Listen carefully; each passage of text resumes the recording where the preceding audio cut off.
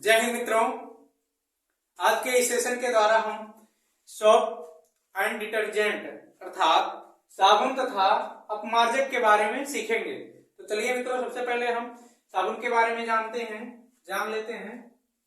साबुन क्या होता है? जो साबुन है ये उच्च वसीय कार्बोक्सिलिक अम्लों के पोटेशियम अथवा सोडियम लवण होते हैं। मतलब इस परिभाषा से आप बिल्कुल भी नहीं संतुष्ट हुए होंगे कि उच्च कार्बोक्सिलिक अम्ल क्या है। तो सबसे पहले उच्च कार्बोक्सिलिक अम्ल के बारे में जान लेते हैं। वसा है, वसा, तेल, घी और चर्बी, ये सभी उच्च कार्बोक्सिलिक अम्ल में आते हैं। इसमें यानी कि और तेल में जैसे कोकोनट ऑयल ले सकते हैं और पाम ऑयल है, चीड़ का तेल, इसे ले सकते हैं। इसमें हम आपके घर पे जैसे कोकोनट ऑयल का प्रयोग होता है। कोकोनट ऑयल में सोडियम हाइड्रोक्साइड अथवा पोटेशियम हाइड्रोक्साइड लेकर के उसे जब हम रासायनिक अभिक्रिया के द्वारा गुजारते हैं तो जो उत्पाद प्राप्त होता है हमें वही साबुन होता है। तो जो रासायनिक अभिक्रिया है या प्रक्रिया है उसे आइए जान लेते हैं। इसमें ROC double bond O CH2 और यहाँ CH C double bond O और CH2 C O और R, ये जो है ये ट्राइग्लिसराइड है।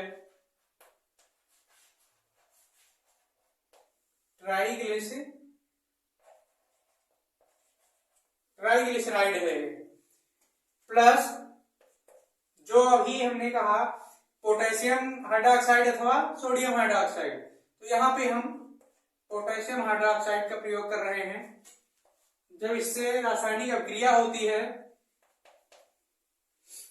ये ऊष्माक्षेपी अभिक्रिया होती है, यानी कि इस रिएक्शन के दौरान ऊष्मा मुक्त होती है। इस रिएक्शन के दौरान 3 मॉलिक्यूल पोटेशियम साल्ट के बनते हैं जिसे हम साबुन के नाम से जानते हैं और ग्लिसरॉल बनता है। और CO, ये वो एक है और एक ये वो है, इन दोनों को हम इकट्ठा कर दे रहे हैं, RCOO बन जाएगा। अब इसे हम आपको बता दे रहे हैं कैसे बना के। यहां से जो है हमारा इस क्रिया के दौरान यहां से जो प्रोसेस है ये अलग हो जाएगा। इसे कौन विस्थापित करेगा? पोटेशियम विस्थापित करेगा। यहां से पोटेशियम, यहाँ पे CH2 के जगह पर पोटेशियम जुड़ जाएगा और जो CH2 है ये OH के साथ क्रिया करके उधर CH2OH, CHOH और CH2OH यानी कि ग्लिसरॉल का एक मॉलिक्यूल फॉर्म करेगा। तो इस सब क्रिया को हम देखते हैं। फिर है हमारा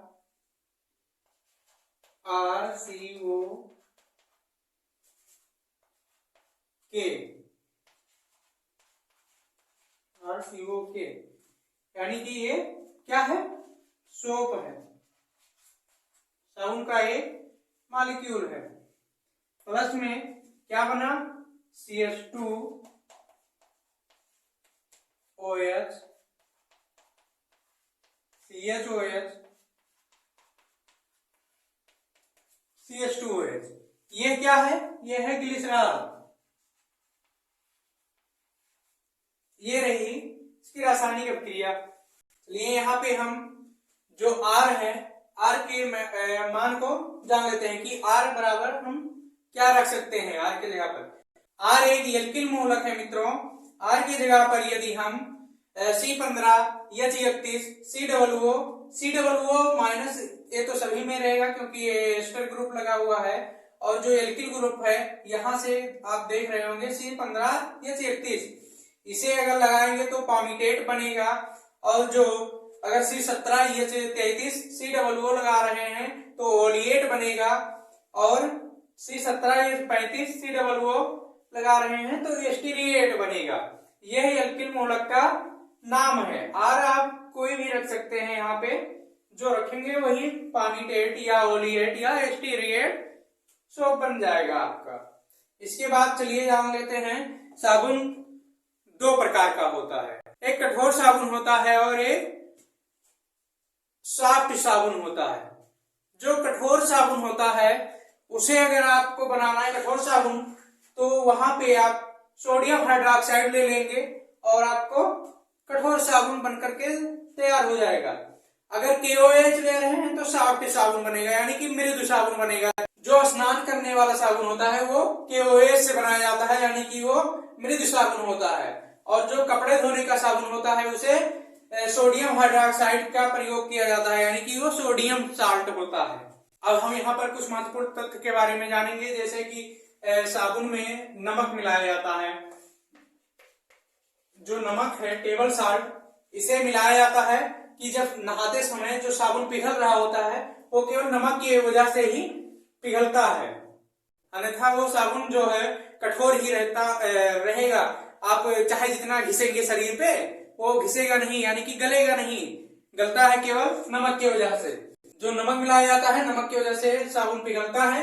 इसके बाद आता है नमी, यानी कि साबुन में एक उचित नमी बनाए रखना भी आवश्यक होता है। नमी अगर बनी है तो साबुन आपका चिटकेगा नहीं, दरकेगा नहीं, जिसे आप कहते हैं कि दरार पड़ गया, फट गया, साबुन फट गया। साबुन को दरार यानी कि चटकने से बचाने के लिए उसमें नमी की आवश्यकता होती है। यह नमी 10% होती है। अगर 10% से कम होगा अगर नमी उस साबुन में, तो साबुन दरक जाएगा, चटक जाएगा और वो आपके उपयोग के योग्य नहीं होगा। इसके बाद आता है कार्बोक्सिलिक अम्ल। कार्बोक्सिलिक अम्ल साबुन में मिलाए जाते हैं, जिसकी वजह से जो आंख में लगता है, झलझलाता है और क्या कहते हैं, जलता है, आंख में जलन होती है एक, वो इसी कार्बोक्सिलिक अम्ल की वजह से आंख में जलन की प्रक्रिया होती है। यानी कि आंख में जो आप नहाते समय अगर आंख में चला जाता है साबुन, तो जो जलने लगता है वो केवल कार्बोक्सिलिक अम्ल की वजह से होता है।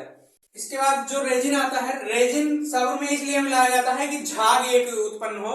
जो साबुन को रगड़ने के बाद क्या कहते हैं, शरीर पे रगड़ने के बाद जो झाग बनता है वो केवल रेजिन की वजह से आता है झाग, अन्यथा साबुन वैसे ही रहेगा, झाग उसमें बनेगा ही नहीं ससुरा। इसके बाद आता है ग्लिसरॉल। ग्लिसरॉल साबुन में मिलाया जाता है। जो ग्लिसरॉल होता है इसका दो काम होता है साबुन में। साबुन का जो झाग बना है उसे देर तक बनाए रखता है, यानी कि जल्दी सूखने नहीं देता है। जो झाग होता है उसे जल्दी सूखने नहीं देता है। और जो ग्लिसरॉल है ये साबुन को पारदर्शी बनाता है, यानी कि उसमें ट्रांसपेरेंसी लाता है। एक साबुन आता होगा जैसे आप जानते होंगे पियर्स नाम का जो साबुन आता है वो ट्रांसपेरेंट होता है। इससे इस एक तरफ से दूसरे तरफ की वस्तु उसमें देख सकते हैं आप। वो ट्रांसपेरेंसी किसकी वजह से आया? ग्लिसरॉल की वजह से आया। तो ये है कुछ महत्वपूर्ण तथ्य साबुन के बारे में। अब आपने देखा होगा कि साबुन लाल पीले रंग के, मतलब कई प्रकार के रंग के होते हैं, और लेकिन उनका सभी का झाग सफेद होता है। ऐसा क्यों? ये एक प्रक्रिया होती है इसमें, परावर्तन में जो है जितने भी रंग है उसे रिफ्लेक्ट कर देता है। रिफ्लेक्ट कर देने के बाद जब कोई रंग नहीं बचेगा तो वो वस्तु कैसे दिखाई देती है? सफेद दिखाई देती है। यानी कि वहां पे जो परिवर्तन हुआ, परावर्तन के वजह से ही वो झाग जो है वो सफेद हो जाता है। और एक चीज आपने नोटिस किया होगा कि जो बुलबुले होते हैं वो चमकीले दिखाई देते हैं, चमकते हुए दिखाई देते हैं। ऐसा क्यों? उस बुलबुले पर व्यतिकरण और बहुली परावर्तन की वजह से वह बुलबुला हमें चमकीला दिखाई देता है। चाहे जिस भी कलर का हो जो साबुन है, वो बुलबुला हमें सफेद ही दिखाई देता है, यानी कि जो झाग है वो सफेद दिखाई देता है, क्योंकि जो भी कलर है उसमें वो रिफ्लेक्ट कर दिया जाता है परावर्तन की वजह से, इसी वजह से वो हमें सफेद दिखाई देता है। अब इसके बाद आते हैं हम साबुन के कुछ वर्किंग प्रोसेस के बारे में जान लेते हैं, यानी कि साबुन का क्रियाविधि क्या है, वो काम कैसे करता है। जो साबुन है, साबुन में बहुत बड़ी कार्बनिक चैन पाई जाती है, जिसका एक सिरा हाइड्रोफोबिक होता है और दूसरा सिरा हाइड्रोफिलिक होता है। तो हम एक फिगर के माध्यम से समझेंगे। ये हो गया हमारा सेंटर। ये जो है साबुन की क्रियाविधि, मतलब कैसे काम करता है, इसे मीसेल कहा जाता है। मीसेल यानी कि जो झाग है उसे ही मीसेल कहा जाता है। इसका जो एक सिरा ऋणात्मक देख रहे होंगे, यह हाइड्रोफोबिक होता है, और ये जो सिरा है ये हाइड्रोफिलिक होता है, यानी कि जल के प्रति स्नेही होता है ये सिरा, और ये सिरा जल से विरोधी होता है, यानी कि जल से विभेद करता है।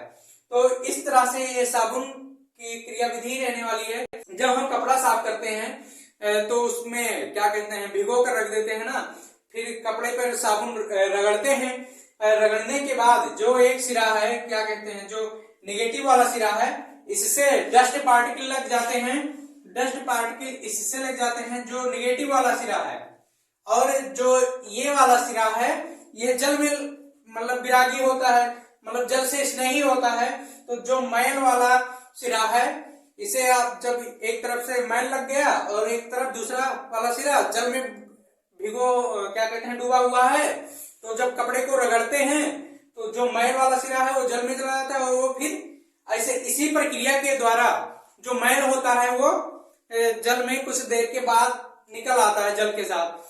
जो कपड़ा है उसे रगड़ने के बाद जब हम निचोड़ते हैं, यानी कि उसे खंगालते हैं, तब जो मैल है कपड़े का वो साबुन के साथ यानी कि झाग के साथ निकल जाता है। तो डस्ट पार्टिकल इसी वजह से आता है। जो निगेटिव पार्ट है, इसी निगेटिव पार्ट में जो डस्ट होते हैं ये फंस जाते हैं और जल के साथ निकल जाते हैं। साबुन का एक बहुत बड़ा कमी है, उसे हम यहाँ पर जान लेते हैं। जैसे जो साबुन है ये कठोर जल में काम नहीं कर पाता है, यानी कि जो कठोर जल है, भारी जल होता है एक D2O जिसे कहा जाता है। जो नॉर्मल जल है उसे H2O कहा जाता है, और वो D2O होता है, यानी कि ड्यूटोरियम ऑक्साइड होता है। इसे भारी जल कहा जाता है। इसमें जब हम साबुन से कपड़ा धुल रहे होते हैं, सामान्यतः जितने भी हैंडपंप होते हैं उनके जो जल होते हैं उन हैंडपंपों के द्वारा वो लगभग भारी जल ही होते हैं। तो उसमें साबुन अपना काम नहीं कर पा रहा होता है। तो वहां पर कैसे हम कपड़े साफ करेंगे, या कैसे जो भी साफ सफाई की काम है कैसे करेंगे, साबुन के द्वारा हो नहीं पाएगा। तो वहां पर एक अपमार्जक का प्रयोग किया जाता है। एक जैसे सरफ जानते होंगे, जिसे सामान्यतः निरमा कहा दिया जाता है, उसे वो साबुन की अपेक्षा बहुत सही होता है वहां पर भारी जल में क्रिया करने के लिए। वहां से जल को जो जितने भी मैल हैं उसको निकाल देता है, जल मतलब भारी जल में भी अपना काम कर लेता है। अब हम थोड़ा सा अपमार्जक के बारे में जान लेते हैं, यानी कि डिटर्जेंट पाउडर जो है, जहां पर साबुन भारी जल में क्रिया नहीं कर पा रहा होता है, वहां पर हम जब डिटर्जेंट का प्रयोग करते हैं तो कपड़े आसानी से साफ हो जाते हैं, यानी कि मैल जो है वो आसानी से निकल जाती है, रिमूव हो जाती है। क्योंकि जो डिटर्जेंट है ये उच्चतर एल्कीन सल्फोनिक अम्ल होते हैं। डिटर्जेंट पाउडर है ये एल्किल हाइड्रोजन सल्फेट का सोडियम लवण होते हैं। इसका हम रासायनिक सूत्र जान लेते हैं, C18H29 NaO3S, अर्थात इसे हम कहते हैं सोडियम लॉरिल सल्फेट। यह क्या कहते हैं आपके लिए बहुविकल्पीय प्रश्नों के लिए बहुत ही इंपॉर्टेंट है, क्योंकि इसे पूछा गया है एक दो दफा कि निम्न में से डिटर्जेंट कौन सा पदार्थ है। उसमें ऑप्शन दे दिया जाता है sodium lauryl sulphate, sodium sulphate, sodium bicarbonate, ऐसे ही 4 ऑप्शन दे दिए जाएंगे और आपको कह दिया जाएगा कि इसमें से कौन सा अपमार्जक है। तो आपको ध्यान रखना चाहिए इसे। और जो डिटर्जेंट है ये सोप की अपेक्षा काफी वर्कफुल है, यानी कि यूजफुल है। इसकी वैल्यू जो है वो साबुन से बहुत ही अधिक होती है। इसके सफाई करने की भी क्रिया बहुत ही अधिक यानी कि उच्च गुणवत्ता की है। चलिए अब हम इस सेशन को यहीं पर समाप्त करेंगे।